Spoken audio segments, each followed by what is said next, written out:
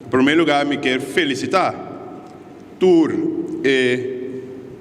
participante que assiste o curso, tanto é promê de dois e é que está terminando, ou que terminar aqui. Me quero felicitar você tur que está aqui na sangue, notei também, para esforço assim, para poder receber formação. Formação sindical é sumamente importante, ora que você um dirigente sindical e esta hora você forma parte de uma organização sindical, de uma diretiva.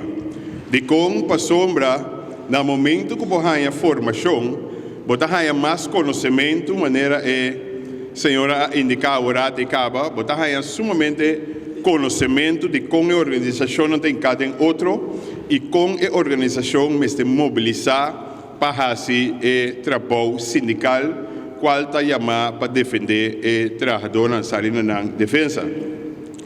Mas a parte de formação sindical aqui, a diretiva da Fundação Formação Sindical não está assim formação através do programa radial também. Então, como central em SSK e CTC, nós temos programa também na Z86, tudo já sabe ainda, caminha nós está educar e formar gente e também para periba e tópico de atualidade, para cine a comunidade em sua totalidade por sa com o desenvolvimento em cada outro. Me ta querer e me ta imaginar-me que tudo que assiste o ciclo de formação aqui, lo que sigue com ele também no futuro.